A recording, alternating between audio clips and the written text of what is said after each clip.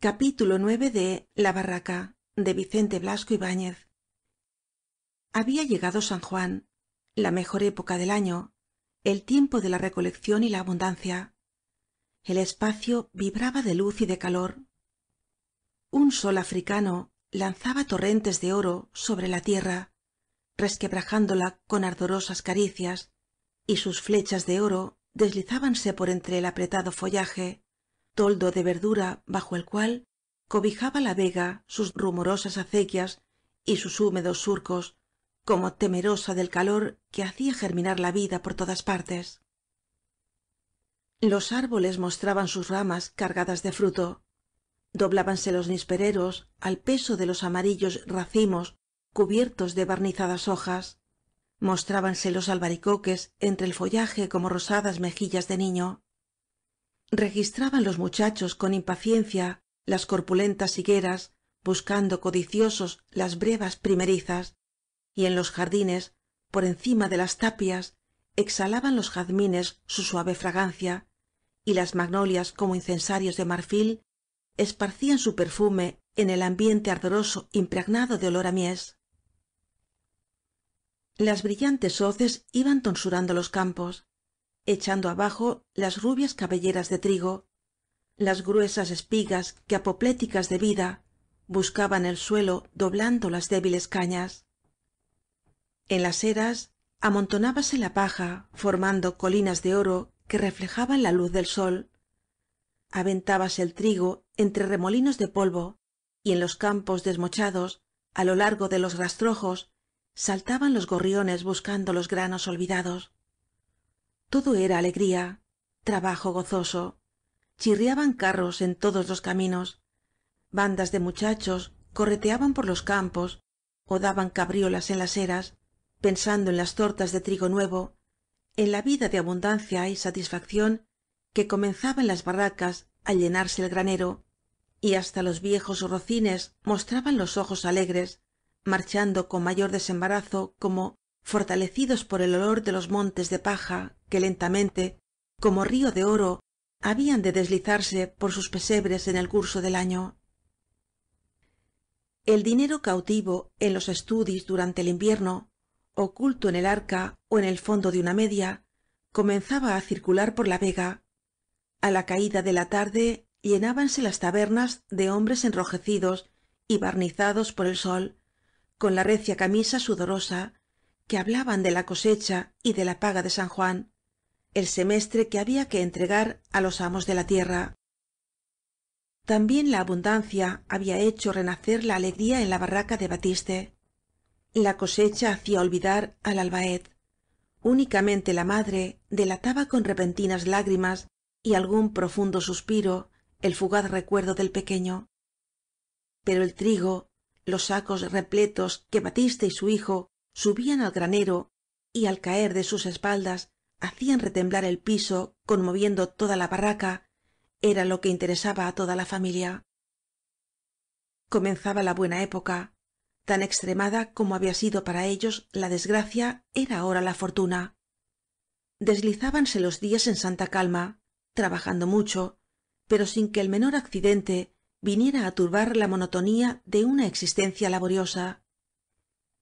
Algo se había enfriado el afecto que mostraron todos los vecinos al enterrar al pequeño. Conforme se amortiguaba el recuerdo de aquella desgracia, la gente parecía arrepentirse del espontáneo arranque de ternura y se acordaba otra vez de la catástrofe del tío Barret y de la llegada de los intrusos. Pero la paz ajustada espontáneamente ante el blanco ataúd del pequeño no por esto se turbaba. Algo fríos y recelosos, eso sí, pero todos cambiaban su saludo con la familia. Los hijos podían ir por la vega sin ser hostilizados, y hasta Pimentó, cuando encontraba á Batiste, movía la cabeza amistosamente, rumiando algo que era como contestación á su saludo. En fin, que si no los amaban, les dejaban tranquilos, que era todo lo que podían desear. Y en el interior de la barraca, qué abundancia, qué tranquilidad. Batiste estaba admirado de la cosecha. Las tierras descansadas, vírgenes de cultivo por mucho tiempo, parecían haber soltado de una vez toda la vida acumulada en sus entrañas por 10 años de reposo. El grano, grueso y en abundancia, según las noticias que circulaban por la vega, iba á alcanzar buen precio, y lo que era mejor, esto lo pensaba Batiste sonriendo, él no tenía que partir el producto pagando arrendamiento alguno, pues tenía franquicia para 2 años. Bien había pagado esta ventaja con muchos meses de alarma y de coraje, y con la muerte del pobre Pascualet. La prosperidad de la familia parecía reflejarse en la barraca, limpia y brillante como nunca. Vista desde lejos, destacábase de las viviendas vecinas, como revelando que había en ella más prosperidad y más paz. Nadie hubiera reconocido en ella la trágica barraca del tío Barret. Los rojos ladrillos del pavimento frente á la puerta brillaban bruñidos por las diarias frotaciones. Los macizos de albahacas y dompedros y las enredaderas formaban pabellones de verdura, por encima de los cuales recortábase sobre el cielo el frontón triangular y agudo de la barraca, de inmaculada blancura. En el interior distinguíase el revoloteo de las planchadas cortinas cubriendo las puertas de los estudis, los vasares con pilas de platos y fuentes cóncavas apoyadas en la pared exhibiendo pajarracos fantásticos y flores como tomates pintados en su fondo. Y en la canterera, que parecía un altar de azulejos, mostrábanse como divinidades contra la sed los panzudos y charolados cántaros y los jarros de loza y de cristal verdoso pendientes en fila de los clavos. Los muebles viejos y maltrechos, que eran un continuo recuerdo de las antiguas peregrinaciones huyendo de la miseria, comenzaban á desaparecer, dejando sitio libre á otros que la hacendosa Teresa adquiría en sus viajes á la ciudad. El dinero de la cosecha invertíase en reparar las brechas abiertas en el ajuar de la barraca por los meses de espera. Algunas veces sonreía la familia recordando las amenazadoras palabras de Pimentó. Aquel trigo, que según el valentón nadie segaría, comenzaba á engordar á la familia. Roseta tenía 2 faldas más, y Batistet y los pequeños se pavoneaban los domingos vestidos de nuevo de cabeza á pies. Atravesando la vega en las horas de más sol, cuando ardía la atmósfera y moscas y abejorros zumbaban pesadamente, sentíase una sensación de bienestar ante aquella barraca tan limpia y fresca. El corral delataba al través de sus paredes de barro y estacas la vida que encerraba. Cloqueaban las gallinas, cantaba el gallo, saltaban los conejos por entre las sinuosidades de un gran montón de leña tierna y vigilados por los 2 hijos pequeños de Teresa nadaban los ánades en la vecina acequia y correteaban las manadas de polluelos por los rastrojos piando sin cesar, moviendo sus cuerpecillos sonrosados cubiertos apenas de fino plumón. Todo esto sin contar que Teresa más de una vez se encerraba en su estudi y abriendo un cajón de la cómoda desliaba pañuelos sobre pañuelos para extasiarse ante un montoncillo de monedas de plata, el primer dinero que su marido había hecho sudar á las tierras. Todo quería principio, y si los tiempos eran buenos, aquel dinero se uniría á otro y otro, y quién sabe si al llegar los chicos á la edad de las quintas podría librarlos con sus ahorros. La reconcentrada y silenciosa alegría de la madre notábase también en Batiste. Había que verle un domingo por la tarde, fumando una tagarnina de á cuarto en honor á la festividad, paseando ante la barraca y mirando sus campos amorosamente. 2 días antes había plantado en ellos maíz y judías, como casi todos sus vecinos, pues á la tierra no hay que dejarla descansar. Apenas si podía él con los 2 campos que había roturado y cultivado, pero como el difunto tío Barret sentía él la embriaguez de la tierra. Cada vez deseaba abarcar más con su trabajo, y aunque era algo pasada la oportunidad, quería remover al día siguiente la parte de terreno inculto que quedaba á espaldas de la barraca, para plantar melones, una cosecha inmejorable, á la que su mujer sacaría muy buen producto, llevándolos como otras al mercado de Valencia. Había que dar gracias á Dios, que le permitía al fin vivir tranquilo en aquel paraíso. ¡Qué tierras las de la Vega! Por algo, según las historias, lloraban los perros moros al ser arrojados de allí. La siega había limpiado el paisaje, echando abajo las masas de trigo matizadas de amapolas que cerraban la vista por todos lados como murallas de oro. Ahora la Vega parecía mucho más grande, infinita, y extendía hasta perderse de vista los grandes cuadros de tierra roja, cortados por sendas y acequias. En toda la Vega se observaba rigurosamente la fiesta del domingo, y como había cosecha reciente y no poco dinero, nadie pensaba en contravenir el precepto. No se veía un solo hombre trabajando en los campos, ni una caballería en los caminos. Pasaban las viejas por las sendas con la reluciente mantilla sobre los ojos y la silleta al brazo, como si tirase de ellas la campana que volteaba lejos, muy lejos, sobre los tejados del pueblo. En una encrucijada chillaba persiguiéndose un numeroso grupo de niños. Sobre el verde de los ribazos destacábanse los pantalones rojos de algunos soldaditos que aprovechaban la fiesta para pasar una hora en sus casas.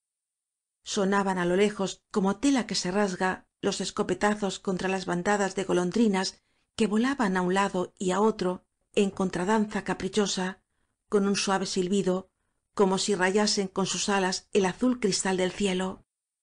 Zumbaban sobre las acequias las nubes de mosquitos casi invisibles, y en una alquería verde, bajo el añoso emparrado, agitábanse como amalgama de colores, faldas floreadas, pañuelos vistosos, y sonaban las guitarras con dormilona cadencia, arrullando al cornetín que se desgañitaba, lanzando á todos los extremos de la Vega dormida bajo el sol los morunos sones de la jota valenciana.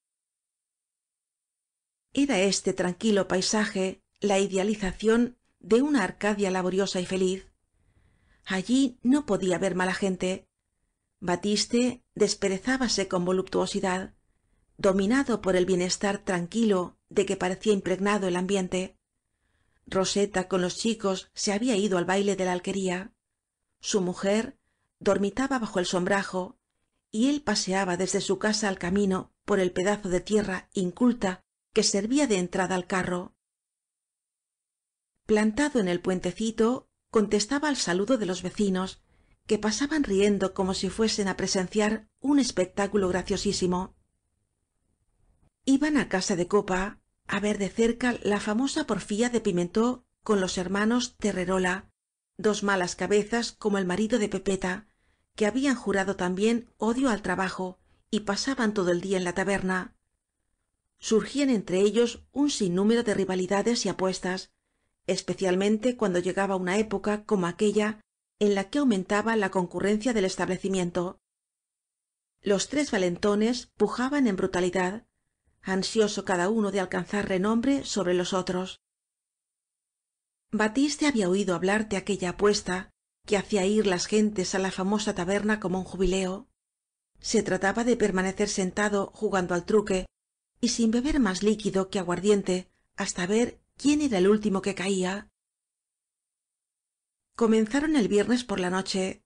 Aún estaban los tres en sus silletas de cuerda el domingo por la tarde, jugando la 100ª partida de truque con el jarro de aguardiente sobre la mesilla de zinc, dejando solo las cartas para tragarse las sabrosas morcillas que daban gran fama á Copa por lo bien que sabía conservarlas en aceite.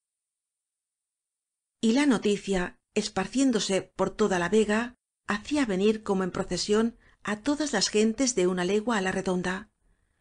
Los tres guapos no quedaban solos un momento.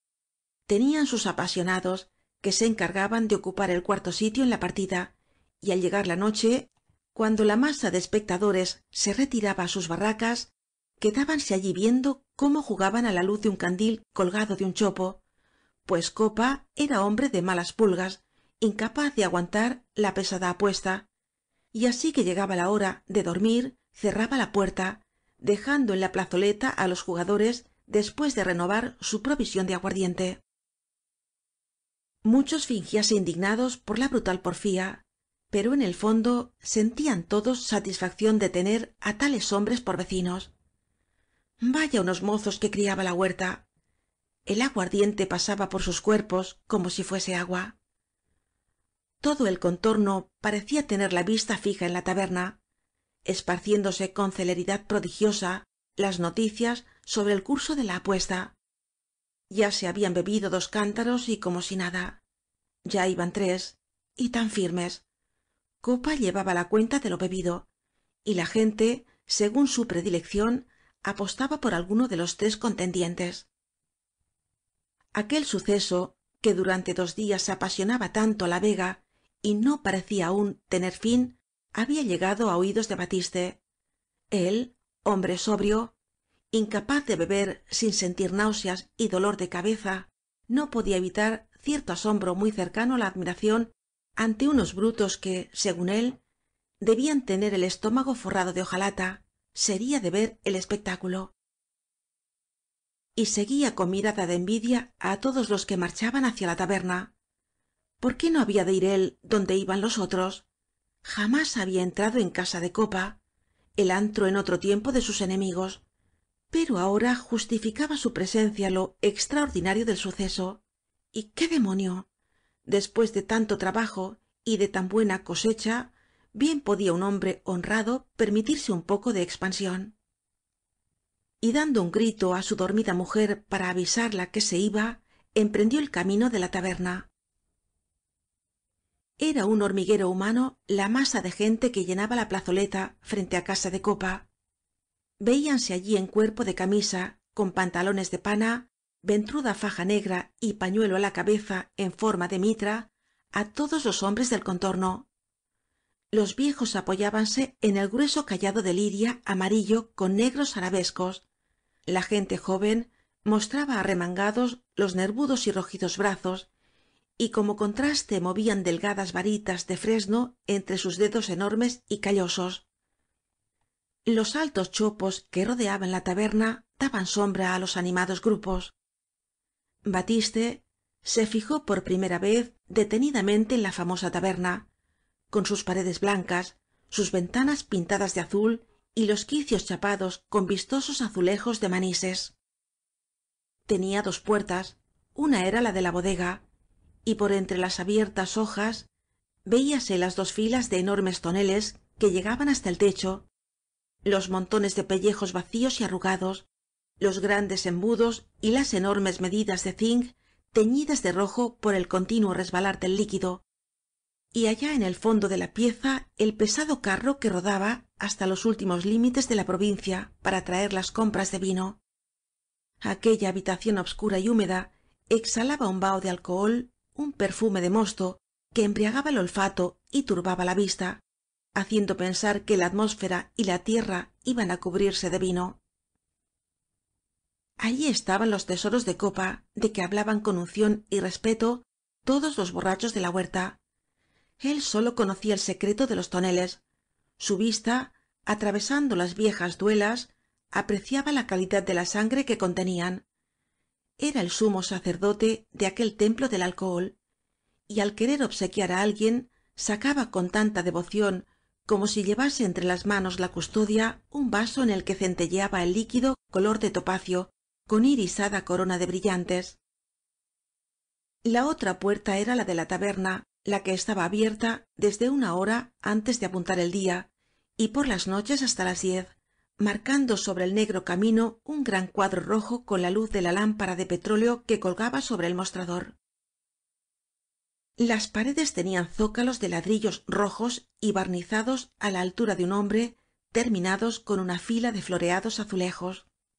Desde allí hasta el techo todas las paredes estaban dedicadas al sublime arte de la pintura, pues Copa, aunque parecía hombre burdo, atento únicamente á que por la noche estuviera lleno el cajón, era un verdadero mecenas. Había traído un pintor de la ciudad, teniéndolo allí más de 1 semana, y este capricho de magnate protector de las artes le había costado, según declaraba él, unos 5 duros, más que menos.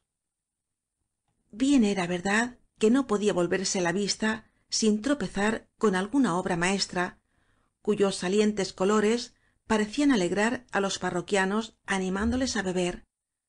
árboles azules sobre campos morados, horizontes amarillos, casas más grandes que los árboles y personas más grandes que las casas, cazadores con escopetas que parecían escobas y majos andaluces con el trabuco sobre las piernas montados en briosos corceles que tenían todo el aspecto de gigantescas ratas. Un portento de originalidad que entusiasmaba á los bebedores. Y sobre las puertas de los cuartos el artista, aludiendo discretamente al establecimiento, había pintado asombrosos bodegones, granadas como corazones abiertos y ensangrentados, melones que parecían enormes pimientos, ovillos de estambre rojo que fingían ser melocotones. Muchos sostenían que la preponderancia de la casa sobre las otras tabernas de la huerta se debía á tan asombrosos adornos, y Copa maldecía las moscas que empañaban tanta hermosura con el negro punteado de sus desahogos. Junto á la puerta estaba el mostrador mugriento y pegajoso, tras él la triple fila de pequeños toneles, coronada por almenas de botellas, todos los diversos é innumerables líquidos del establecimiento. De las vigas como bambalinas grotescas colgaban los pabellones de longanizas y morcillas, las ristras de guindillas rojas y puntiagudas como dedos de diablo, y rompiendo la monotonía del decorado, algún jamón rojo y majestuosos borlones de chorizos. El regalo para los paladares delicados estaba en un armario de turbios cristales junto al mostrador. Allí las estrellas de pasta flora, las tortas de pasa, los rollos escarchados de azúcar, las magdalenas, todo con cierto tonillo obscuro y sospechosas motas que denunciaban antigüedad, y el queso de Murviedro, tierno y fresco, en piezas como panes de suave blancura, destilando todavía el suero. Además, contaba el tabernero con su cuarto despensa, donde en tinajas como monumentos estaban las verdes aceitunas partidas y las morcillas de cebolla conservadas en aceite, los dos artículos de mayor despacho. Al final de la taberna abríase la puerta del corral, enorme, espacioso, con su media docena de fogones para guisar las paellas. Las pilastras blancas, sosteniendo una parra vetusta que daba sombra á tan vasto espacio, y apilados á lo largo de un lienzo de pared, taburetes y mesitas de zinc en tan prodigiosa cantidad que parecía haber previsto Copa la invasión de su casa por la vega entera. Batiste, escudriñando la taberna, se fijó en el dueño, un hombrón despechugado, pero con la gorra de orejeras encasquetada en pleno verano sobre la cara enorme, mofletuda, amoratada. Era el primer parroquiano de su establecimiento. Jamás se acostaba satisfecho si no había bebido en sus 3 comidas medio cántaro de vino.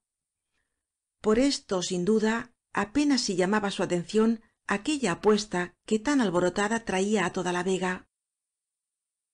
Su mostrador era la atalaya desde la cual, como experto conocedor, vigilaba la borrachera de sus parroquianos, y que nadie fuera echándola de guapo dentro de su casa, pues antes de hablar ya había echado mano á una porra que tenía bajo el mostrador, una especie de as de bastos al que le temblaban Pimentó y todos los valentones del contorno. En su casa nada de compromisos, á matarse al camino, y cuando se abrían las navajas y se enarbolaban taburetes en noches de domingo, Copa, sin hablar palabra ni perder la calma, surgía entre los combatientes, agarraba del brazo á los más bravos, los llevaba en vilo hasta la carretera y, atrancando la puerta, comenzaba á contar tranquilamente el dinero del cajón antes de acostarse, mientras fuera sonaban los golpes y los lamentos de la riña reanudada. Todo era cuestión de cerrar una hora antes la taberna, pero dentro de ella la justicia jamás tendría que hacer mientras él estuviera tras el mostrador. Batiste, después de mirar furtivamente desde la puerta al tabernero, que ayudado por su mujer y un criado despachaba á los parroquianos, volvió á la plazoleta, uniéndose á un corrillo de viejos que discutían sobre cuál de los 3 sostenedores de la apuesta se mostraba más sereno. Muchos labradores, cansados de admirar á los 3 guapos, jugaban por su cuenta ó merendaban formando corro alrededor de las mesillas. Circulaba el porrón soltando el rojo chorrillo que levantaba un tenue glu glu al caer en las abiertas bocas. Obsequiábanse unos á otros con puñados de cacahuets y altramuces. En platos cóncavos de manises servían las criadas de la taberna las negras y aceitosas morcillas, el queso fresco, las aceitunas partidas con su caldo, en el que flotaban olorosas hierbas, y sobre las mesillas veíase el pan de trigo nuevo, los rollos de rubia corteza, mostrando en su interior la miga morena y suculenta de la gruesa harina de la huerta. Toda aquella gente, comiendo, bebiendo y gesticulando, levantaba un rumor como si la plazoleta estuviera ocupada por un colosal avispero, y en el ambiente flotaban vapores de alcohol, el vaho asfixiante del aceite frito, el penetrante olor del mosto, mezclándose con el fresco perfume de los vecinos campos. Batiste se aproximó al gran corro que rodeaba á los de la apuesta.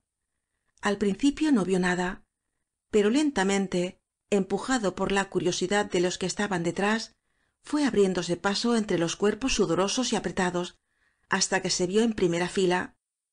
Algunos espectadores estaban sentados en el suelo, con la mandíbula apoyada en ambas manos, la nariz sobre el borde de la mesilla y la vista fija en los jugadores como si no quisieran perder detalle del famoso suceso. Allí era donde más intolerable resultaba el olor del alcohol. Parecían impregnados de él los alientos y la ropa de toda la gente. Vio Batiste á Pimentó y sus contrincantes sentados en taburetes de fuerte madera de algarrobo, con los naipes ante los ojos, el jarro de aguardiente al alcance de la mano y sobre el zinc el montoncito de granos de maíz que equivalía á los tantos del juego.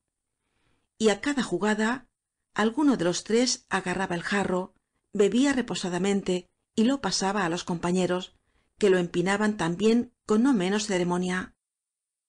Los espectadores más inmediatos les miraban los naipes por encima del hombro para convencerse de que jugaban bien. No había cuidado, las cabezas estaban sólidas como si allí no se bebiera más que agua, nadie incurría en descuido ni hacía mala jugada. Y seguía la partida, sin que por esto los de la apuesta dejasen de hablar con los amigos, de bromear sobre el final de la porfía. Pimentó, al ver á Batiste, masculló un hola que quería ser un saludo y volvió la vista á las cartas. Sereno podría estarlo, pero tenía los ojos enrojecidos, brillaba en sus pupilas una chispa azulada é indecisa, semejante á la llama del alcohol, y su cara adquiría por momentos una palidez mate. Los otros no estaban mejor, pero se reía, se bromeaba. Los espectadores, como contagiados por la locura, se pasaban de mano en mano los jarros pagados á escote, y era aquello una verdadera inundación de aguardiente que, desbordándose fuera de la taberna, bajaba como oleada de fuego á todos los estómagos. Hasta Batiste tuvo que beber apremiado por los del corro. No le gustaba, pero el hombre debe probarlo todo, y volvió á animarse con las mismas reflexiones que le habían llevado hasta la taberna. Cuando un hombre ha trabajado y tiene en el granero la cosecha, bien puede permitirse su poquito de locura. Sentía calor en el estómago y en la cabeza una deliciosa turbación. Comenzaba á acostumbrarse á la atmósfera de la taberna y encontraba cada vez más graciosa la porfía. Hasta Pimentó le resultaba un hombre notable, á su modo. Habían terminado la partida número nadie sabía cuántos, y discutían con los amigos la próxima cena. Uno de los terrerolas perdía terreno visiblemente. Los 2 días de aguardiente á todo pasto, con sus 2 noches pasadas en turbio, comenzaban á pesar sobre él. Se cerraban sus ojos y dejaba caer pesadamente la cabeza sobre su hermano, que le reanimaba con tremendos puñetazos en los ijares, dados á la sordina por debajo de la mesa. Pimentó sonreía socarronamente. Ya tenía uno en tierra, y discutía la cena con sus admiradores. Debía ser espléndida, sin miedo al gasto. De todos modos, él no había de pagar. una cena que fuese digno final de la hazaña, pues en la misma noche seguramente quedaría terminada la apuesta. Y como trompeta gloriosa que anunciaba por anticipado el triunfo de Pimentó, comenzaron á sonar los ronquidos de Terrerola el pequeño, caído de bruces sobre la mesa y próximo á desplomarse del taburete, como si todo el aguardiente que llevaba en el estómago buscase el suelo por ley de gravedad. Su hermano hablaba de despertarle á bofetadas, pero Pimentó intervino bondadosamente, como vencedor magnánimo.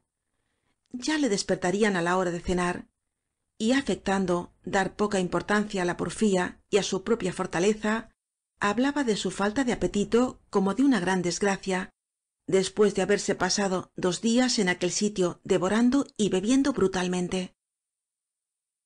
Un amigo corrió á la taberna para traer una larga ristra de guindillas. Aquello le devolvería el apetito. La bufonada provocó grandes risotadas, y Pimentó, para asombrar más á sus admiradores, ofreció el manjar infernal á Terrerola, que aún se sostenía firme, y él por su parte comenzó á devorarlo con la misma indiferencia que si fuese pan. Un murmullo de admiración circulaba por el corro. Por cada guindilla que se comía el otro, el marido de Pepeta se zampaba 3, y así dieron fin á la ristra, verdadero rosario de demonios colorados. Aquel bruto debía tener coraza en el estómago. Y seguía tan firme, tan impasible, cada vez más pálido, con los ojos hinchados y rojos, preguntando si Copa había muerto un par de pollos para la cena y dando instrucciones sobre el modo de guisarlos. Batiste le miraba con asombro y sentía vagamente el deseo de irse. Comenzaba á caer la tarde. En la plazoleta subían de tono las voces. Se iniciaba el escándalo de todas las noches de domingo, y Pimentó le miraba con demasiada frecuencia, con sus ojos molestos y extraños de borracho firme.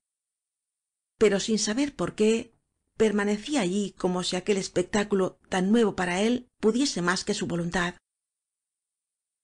Los amigos del valentón le daban broma al ver que tras las guindillas apuraba el jarro sin cuidarse de si el cansado enemigo le imitaba. No debía beber tanto, iba á perder y le faltaría dinero para pagar.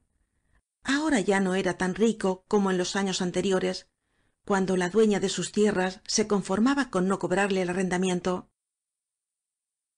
Un imprudente dijo esto sin darse cuenta de lo que decía, y se hizo un silencio doloroso, como en la alcoba de un enfermo cuando se pone al descubierto la parte dañada.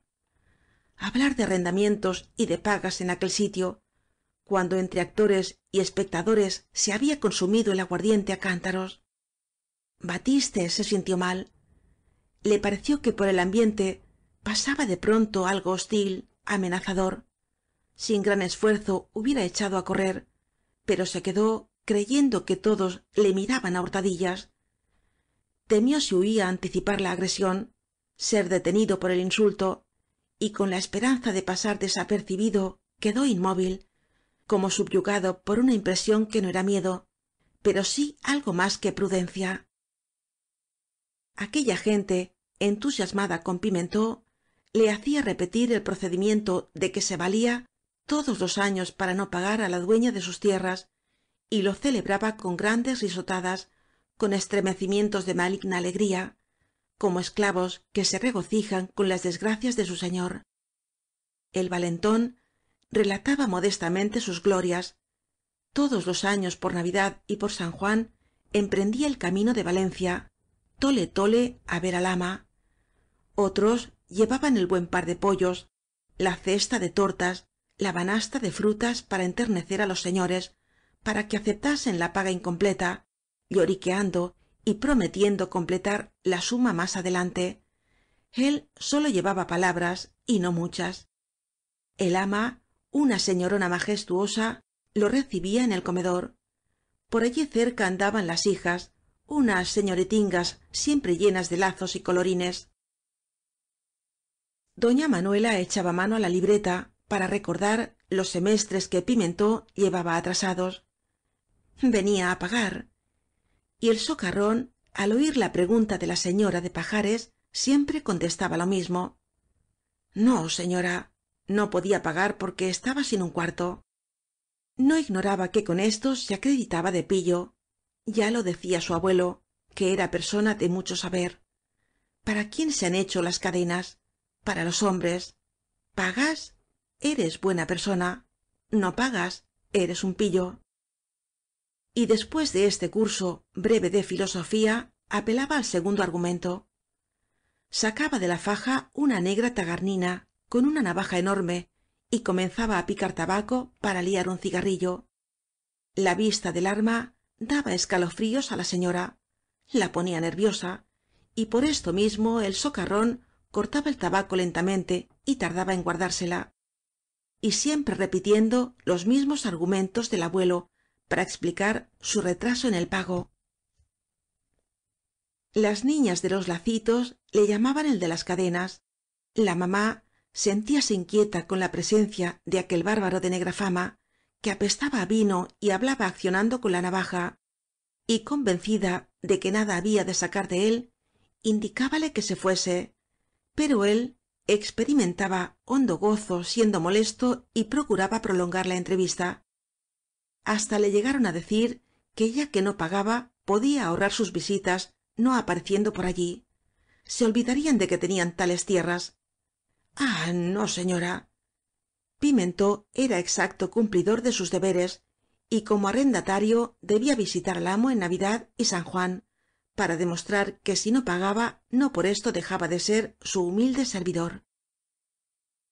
Y allá iba 2 veces al año, apestando á vino, para manchar el piso con sus alpargatas cubiertas de barro y repetir que las cadenas son para los hombres, haciendo molinetes con la navaja. Era una venganza de esclavo, el amargo placer del mendigo que comparece con sus pestilentes andrajos en medio de una fiesta de los ricos. Todos los labriegos reían comentando la conducta de Pimentó para con su ama. Y el valentón apoyaba con razones su conducta. ¿Por qué había de pagar él? Vamos á ver, ¿por qué?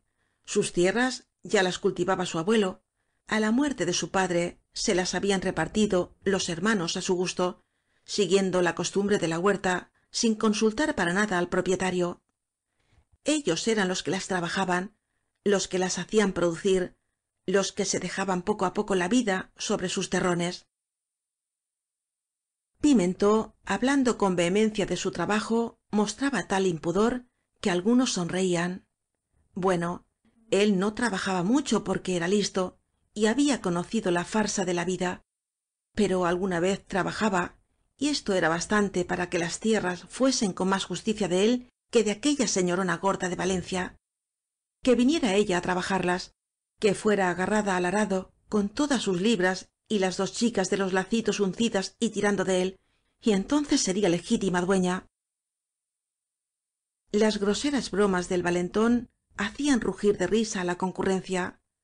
A toda aquella gente que aún guardaba el mal sabor de la paga de San Juan, la hacía mucha gracia ver tratados á sus amos tan cruelmente. Ah, lo del arado era muy chistoso. Y cada cual se imaginaba ver á su amo, al panzudo y meticuloso rentista, ó á la señora vieja y altiva, enganchados á la reja, tirando y tirando, mientras ellos, los de abajo, los labradores, chasqueaban el látigo. Y todos se guiñaban el ojo, reían, se daban palmadas para expresar su contento. Oh, se estaba muy bien en casa de copa oyendo á Pimentó. Qué cosas se le ocurrían.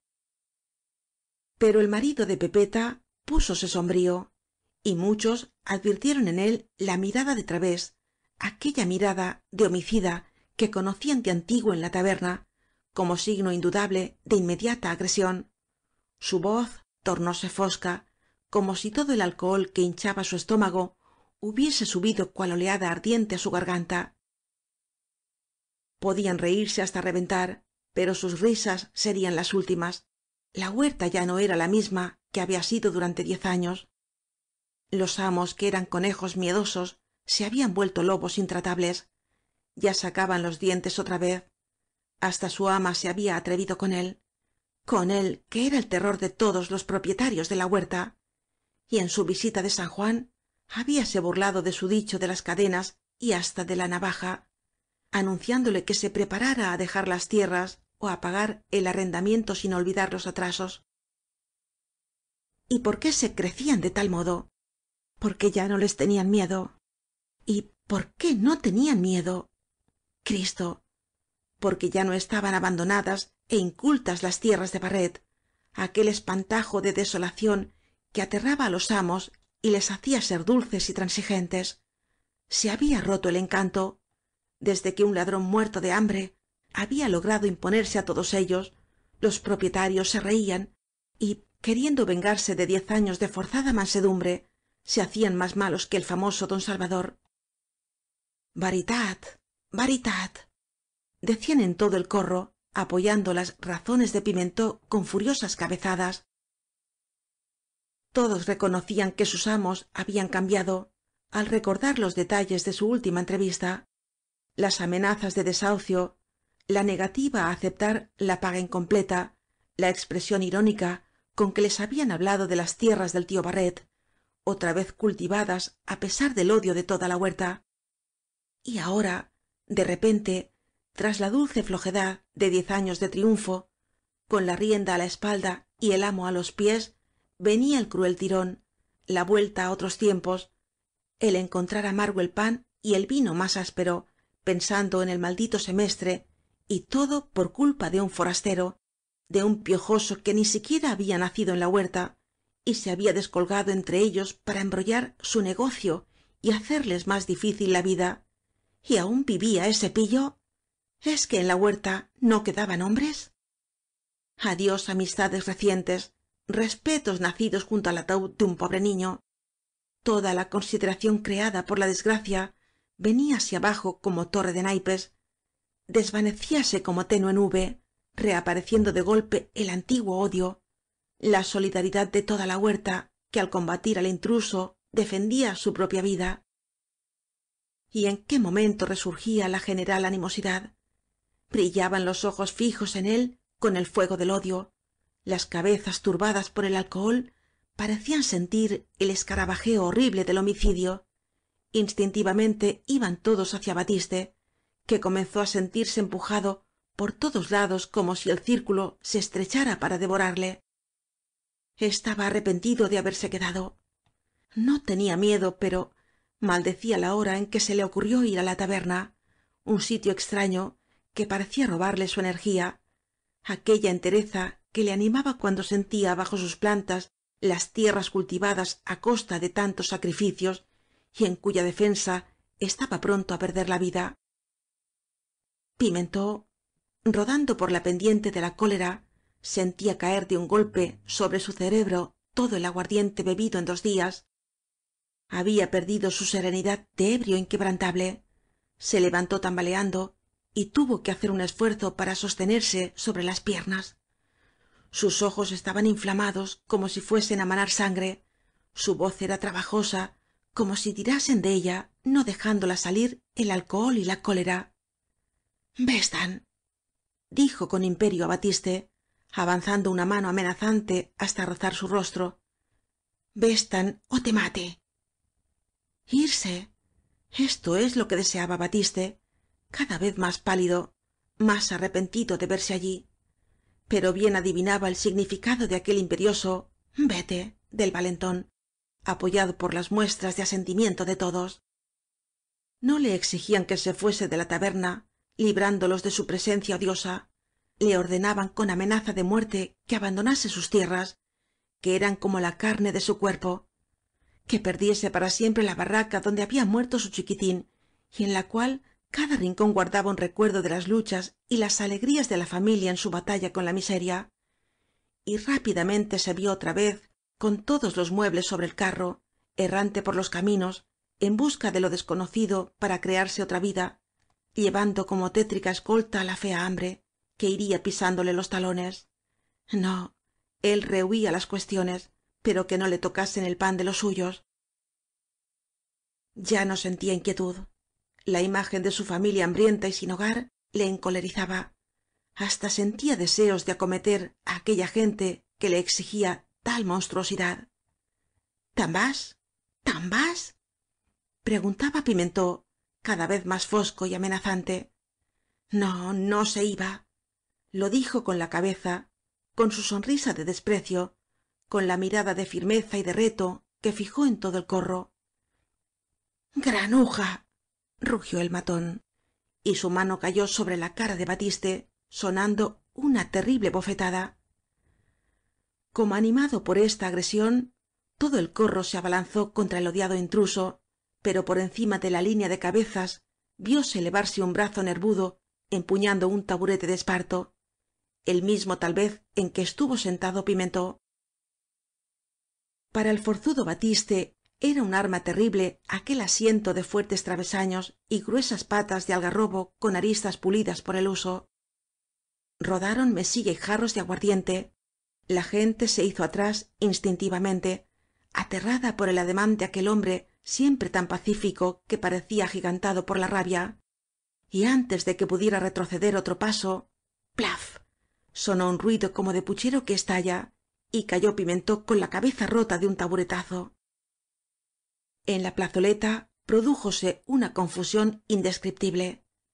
Copa, desde su cubil, parecía no fijarse en nada y era el primero en husmear las reyertas.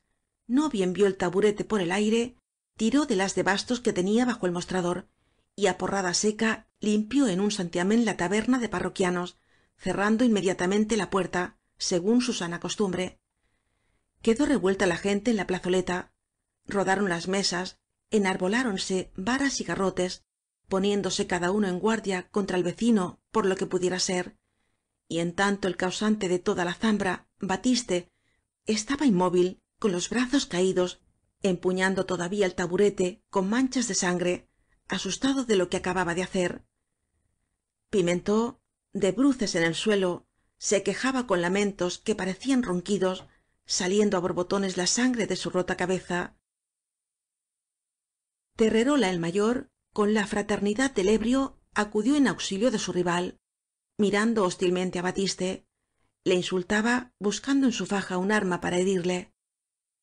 Los más pacíficos huían por las sendas, volviendo atrás la cabeza con malsana curiosidad, y los demás seguían inmóviles, á la defensiva, capaz cada cual de despedazar al vecino sin saber por qué, pero no queriendo ninguno ser el primero en la agresión.